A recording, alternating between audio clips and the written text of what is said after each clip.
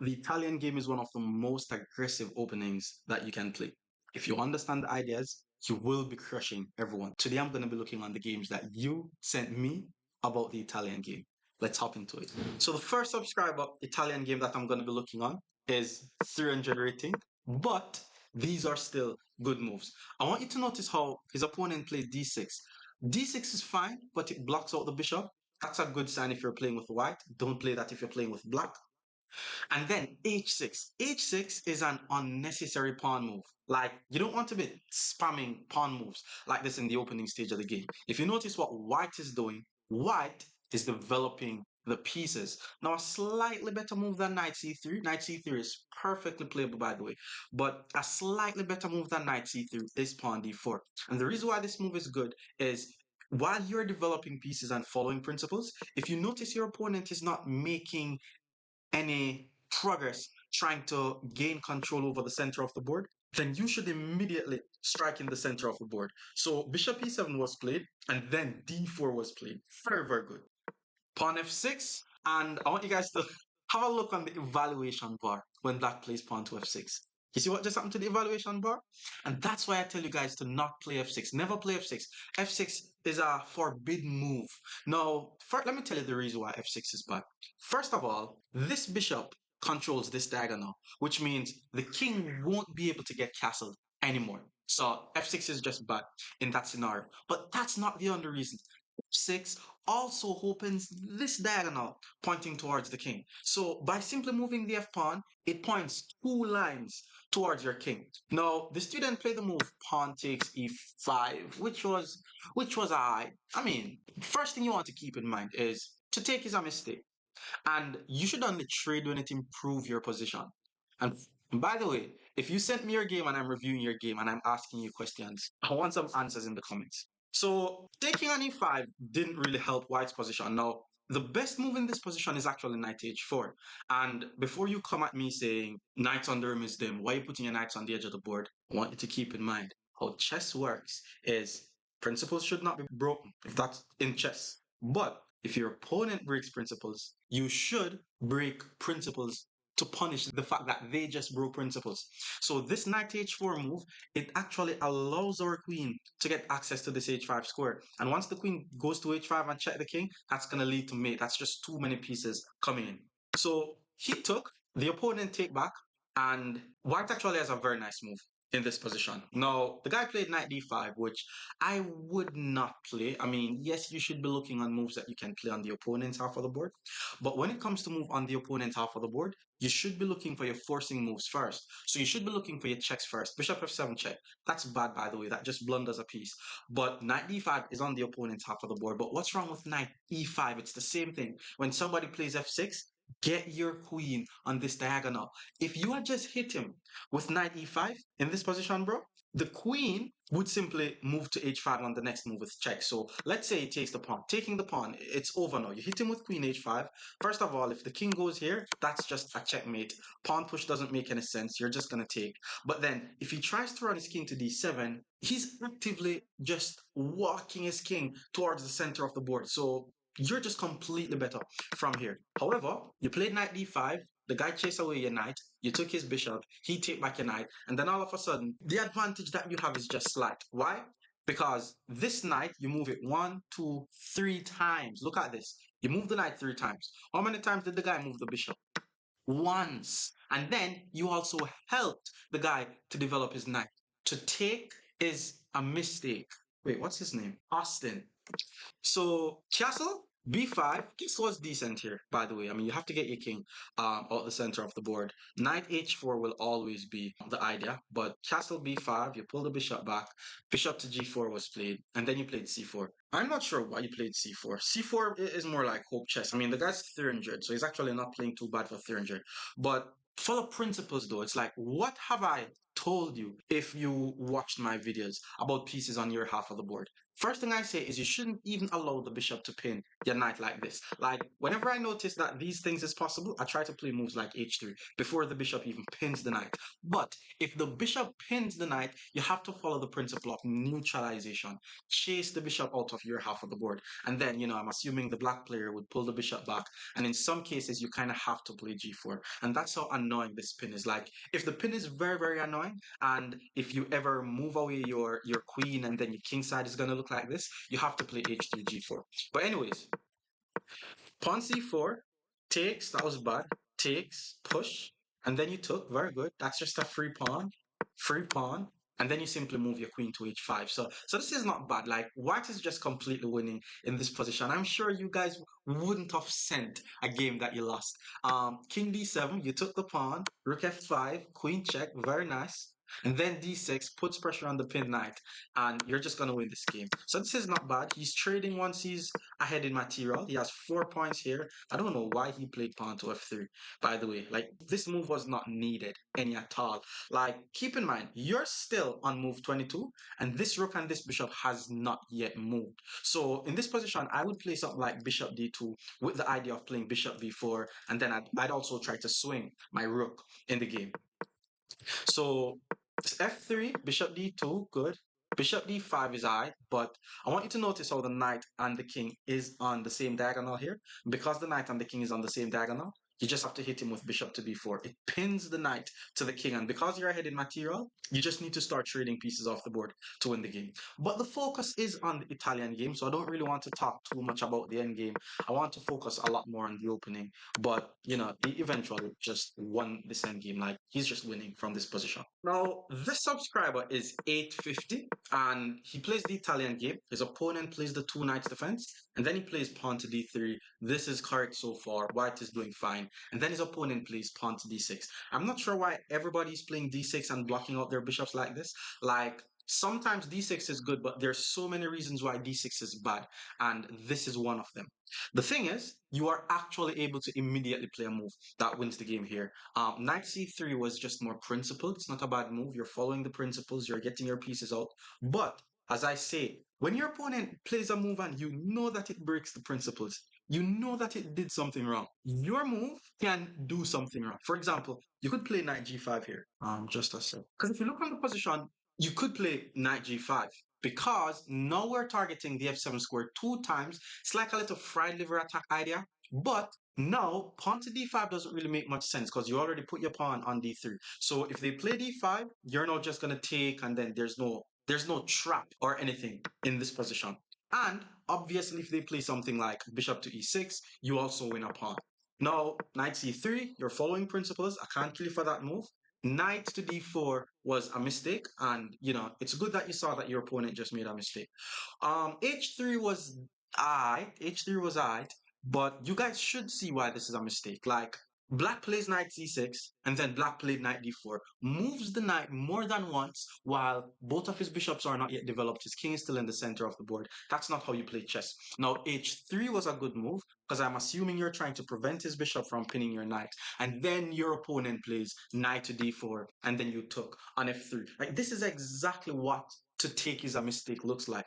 I want you to notice how black's position didn't even really change. Like, the only difference is the knight was on c6, and then the knight disappears while white's position improved. White spent the time to move a knight to c3, so that's already one move that white got. Break principles again. White spent the time to play pawn h3. That's two moves white got.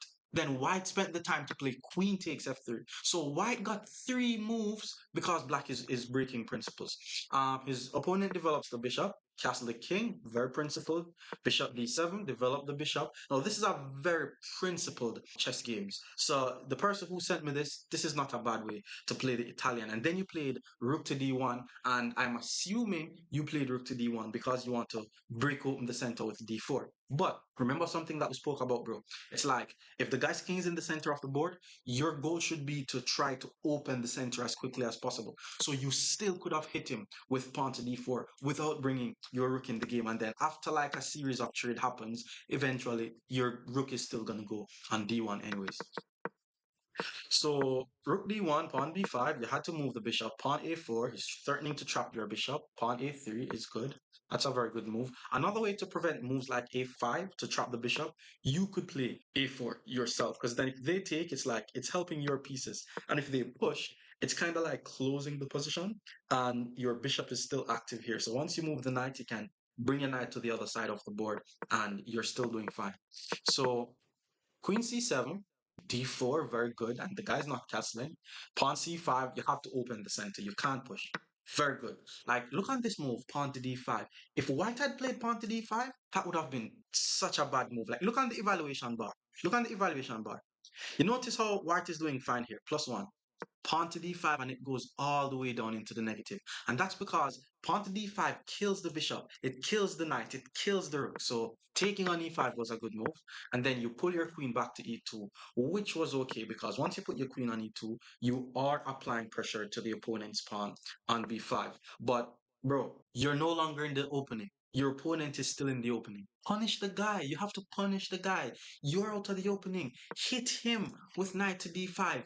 You put a piece on the opponent's half of the board. You put the knight in the center of the board. The guy's rook is unprotected. If he dares to touch your knight, which he kind of has the force to do it, so I'm not really seeing what else he has. For example, if he just moves the queen, then he's undeveloping his pieces. Queen to g3, forking g7 and e5. That's too much. So after takes, look at this. Boom, your bishop takes, hit his rook. Now f7 is under attack. You're just gonna win this game. If he saves the rook, you grab f7. That's GG. If he castles, you grab the rook, and that's GG, bro. So I think you're a solid player, which is good. I think you just develop your pieces and you wait on them to make mistakes. And that's not a bad way to play. But if you want to push through, if you want to push past if 850, you have to be a bit more aggressive with it. It's like I call it controlled aggression. So it's like you're not really doing too much to win the game, but you still want to ensure that you attack them a bit.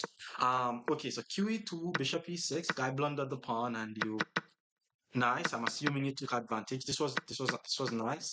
Takes, hit the queen. Queen has to move. Bishop to G5, very good. You're putting pieces on the opponent's half of the board. So castle, pawn C4. Pawn c4 was I. Pawn c4 was I. I mean, queen c4 isn't bad because it targets this weak e6 pawn.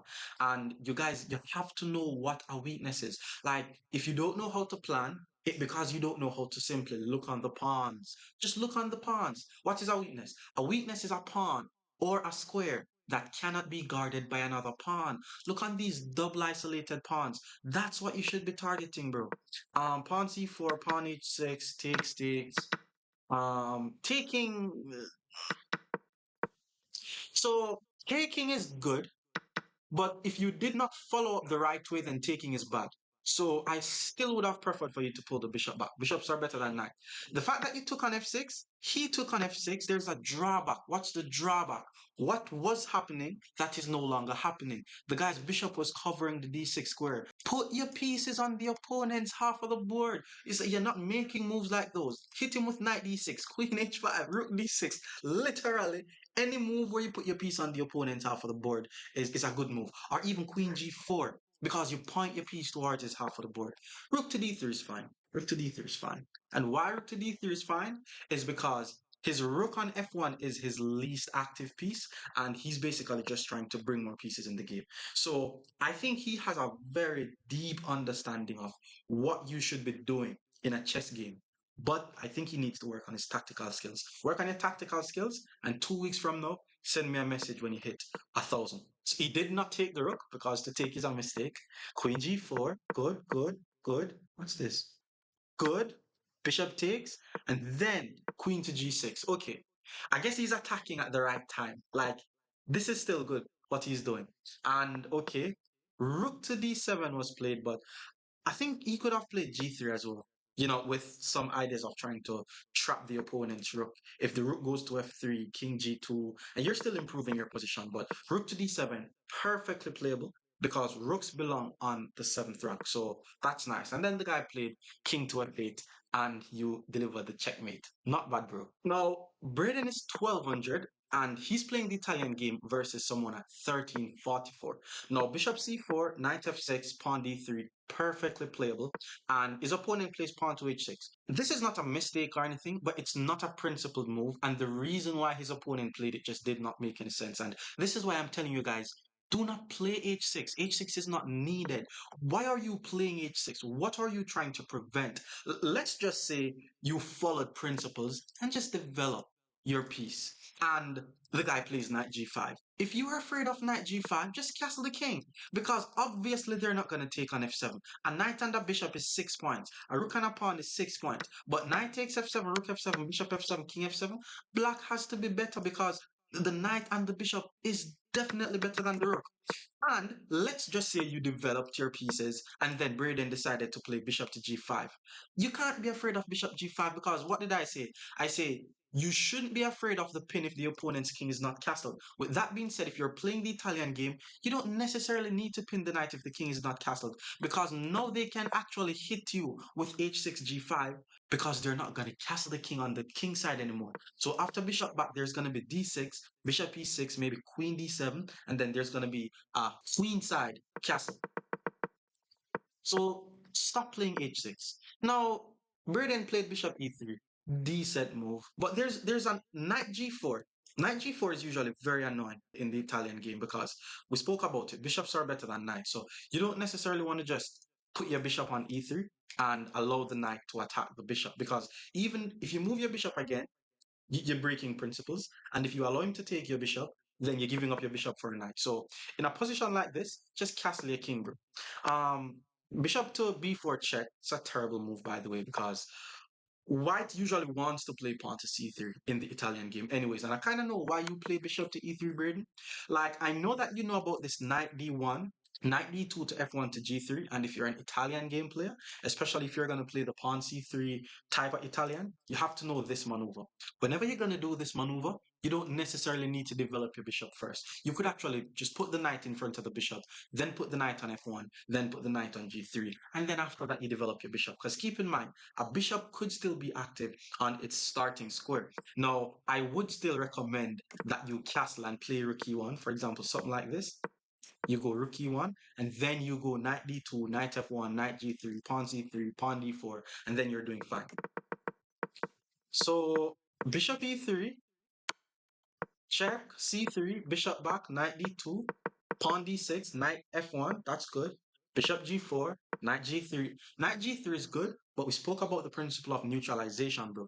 If someone puts a piece on your half of the board, you need to ask them a question. Put the question to the bishop. Are you going to be giving up your bishop for a knight, sir? Or are you going to pull back the bishop? And the good thing about the Italian game, whenever you do this maneuver, it's actually bad for them to pin your knight because even if the bishop goes back, you can hit them with knight to g3. You put the question to the bishop again, and if he still decides to put the bishop here, now you can hit him with knight h4, and just like that, you're getting the bishop here. Keep that in mind. Um, so the guy castled, and then you played queen to d2. Queen to d2 is a decent move. Queen to d2 is a decent move. It's not a principled move. A more principled move is to put the question to the bishop or castle the king. I know why Braden played queen to d2. He watched my Italian video, and this is actually one of the plans, which is the thematic sacrifice on h6. Now, it's not the best because your king is still in the center of the board, bro. That's the thing. And if you keep in mind, it's like, where are you going to get castled now? Especially if the guy hit you with d5. Now, if you look on the position, he's now kind of opening the center with your king in the center. You're not going to castle on the king side anymore because this is going to happen, and you don't necessarily want to castle on the queen side because you already moved your pawn. But his opponent did not play d5. His opponent took on f3, which is bad because for one, you shouldn't be giving up bishops for knight. And even if you're going to do something like this, you have to at least try to follow up with d5. But the sacrifice is now just deadly. Bishop back to b6 and Braden hit them with bishop to h6, which was a brilliant move. I guess that's why he sent me the game. But this is a very, very strong idea. If you have not watched my plans and ideas in the Italian game, there's going to be a link somewhere. This is the first time doing it, but I see other YouTubers do it, so I'm going to try to do it. After the pawn takes, it's over. By the way, it's just over. Well, come on, Breeden. You don't just play brilliant moves and then just mess up the. No, it was decent though, but you have to follow up with queen takes h6. You don't want to rush it because now if the knight goes to h7, you can still play your rook to g1 or your knight to f5 or your knight h5 idea. But it's just not as forcing because now the guy is able to play knight to h7, and if you hit him with rook g1, he could at least try to block the check with the knight. And remember, I told you about this. This is actually how you defend against these sacrifices. You pull the knight back to h7, and then you play queen to f6. So you still need to improve on that. His opponent knew he was gonna lose. So no, actually, knight h7 was good, but his opponent thought he was gonna lose. And then after king h7, this is just bad. Braden took the free pawn, and then that's just a checkmate. Not bad, Braden. So another Italian game, subscriber sent me this, and I don't know why everybody's playing d6. The good thing is, you watch my videos, you know that we should not play d6. You know that we should not block our bishops in. However, what I don't understand is, okay, pawn d3 was fine. Like after knight to f6, it's attacking the pawn. We want to play d3 to guard it, but his opponent played d5 here. We already know why this is bad, right? Because even though you played pawn to d6 and block your bishop in, the best way to fix it is not to move the piece again. Because if you're breaking principles like that, and then you're going to be breaking even more principles, that's bad, bro. That's just bad. Well, you took the pawn, which is good. He took back, and then you castle the king. First of all, this was a free knight on e5. If you tell me you did not want to be too greedy in the opening, and you didn't want to be pawn grabbing, and you wanted to get your king out the center so that way you can attack this king in the center, if that's why you did not take the pawn, then that's fine. Otherwise, you missed a free pawn. So knight c6 was played. Why would you play bishop to b3 here? You can't play bishop to b3. The guy's king is in the center of the board. We spoke about this. If someone's king is in the center of the board, you need to start attacking the center. You need to try to open the center. I would prefer a move like d4 here, but definitely rook to e1. It has to be rook to e1. First of all, you develop a piece. You move a new piece. You already moved your bishop. Your bishop is fine. Your bishop was not under any attack. I don't know why you'd move the bishop again. But rook to e1 is what you needed to play. You move a new piece, you apply pressure to his e5 pawn, and then from here you continue with the attack. Hit him with d4 and apply more pressure. Bishop b3 is bad. Don't move the same piece more than once. And then your opponent played another forbidden move, pawn to f6. And then you played pawn to c3. Like, you're not punishing the guy. If somebody breaks a principle, you need to punish them. You need to understand what is happening, though. That's the thing. So if you don't understand what is happening, you won't even know what to do. Maybe you weren't aware of the fact that your king is out the center and his king is still in the center. Like, you guys should be picking up on these. If you have to, for some reason, I don't know how to tell you guys not to try to memorize stuff anymore. So if you have to memorize stuff, these are the stuff that you need to memorize. Not like the opening moves, but like the ideas, knowing that if someone's king is in the center and my king is out the center, I should open the center. But anyways, you played pawn to c3. That is too slow. Hit him with pawn to d4, bro. Open the center. And if he takes your pawn, you don't even have to take this back immediately. You could hit him with an in-between move, rook to e1, and then you're bringing more pieces in the game. Okay, knight a4, hit the bishop. You pull the bishop back outside. Bishop f5, and then all of a sudden it kind of looks like you're defending now. And then you put the bishop on a4. You're breaking too much principles. Look how much time he moves the bishop. One, two, three, four. He's moving the bishop too many times. Like the moment the guy played knight a5, that's when I would check on a4. But bishop back, bishop check, pawn, okay. He's opening the center. Takes, knight takes is good. Bishop move, rook e1 check. Okay, these moves are not bad, but I think you're missing something.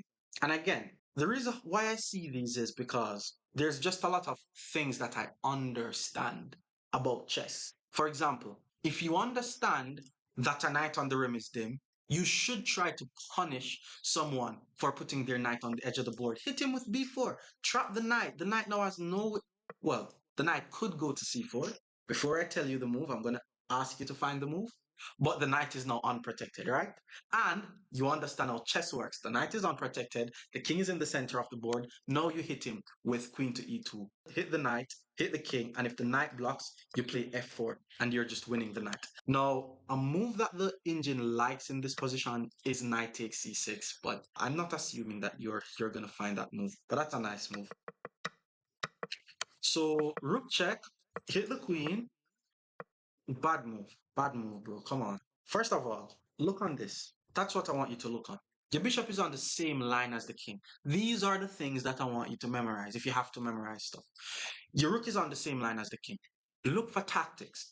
How can you put a piece on the opponent's half of the board? There's a free knight. Just take the knight. Queen takes knight. The pawn is no longer able to take because this is pin. You're still gonna hit him with knight to g4 and win the pawn. But maybe you were like, okay, I need to develop my pieces. Let me follow principles. But you put your bishop on e3. The knight could take on e3. You know, bishops are better than knights. Your b2 pawn is hanging. Not a fan of that move. So takes. Then the guy played king to f7. Personally, I would probably take this free pawn on b2, but it is attacking the rook. So maybe you're saying we check here, you take my rook, I take back your rook.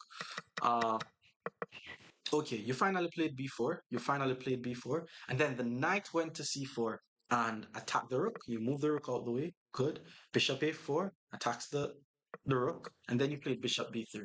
Very good. It's good that you saw that move because the fact that you played rook to e2 was actually the best move, by the way. But I think it actually, rook e1, I should say, was the best move because when you play rook here, you're allowing this skewer. But bishop b3 is just good. White is still better here because after takes, we're just attacking the knight twice. And if he tries to move the knight, which he did, the bishop is now on the same line as the king, and then we get some nasty discoveries. Knight a3, we're going for the rook, and so on. So we grab the rook, and okay, you're gonna win this game. You have 3 extra points of material. F4, that's a removing the guard tactic that he was trying. Like he wanted to mate on f7. He saw that the knight guarded the square, so he played f4, and then he took, and then we're just winning here. Again, it's a video on the Italian game. Obviously, well, his opponent resigned. Let's look on another one. So I did save the best one for last. This is the regular Italian game. This is the more advanced guys, 1400 or intermediate, you'd say. Pawn d3 is correct, and everybody's playing pawn to h6. So now that you watch this video, don't be somebody who plays pawn to h6. Like h6 happens in the Italian game, but it's not time. So knight c3, you're developing. That's good. Bishop c5. Pawn h3. Pawn h3 is actually decent, That's the thing. So black playing pawn h6 so early is not good, but white playing pawn h3 is decent because h3 means you want to castle. And I always say, if you want to castle, you don't want the bishop to pin. So for example, if what you could have also just castled here actually. And then if d6, then you play a3. Maybe there's this knight a5 move as well. Look out for that move. That's a very nice move. So h3, d6, castle, queen e7, bishop e3. This is perfectly playable Italian game.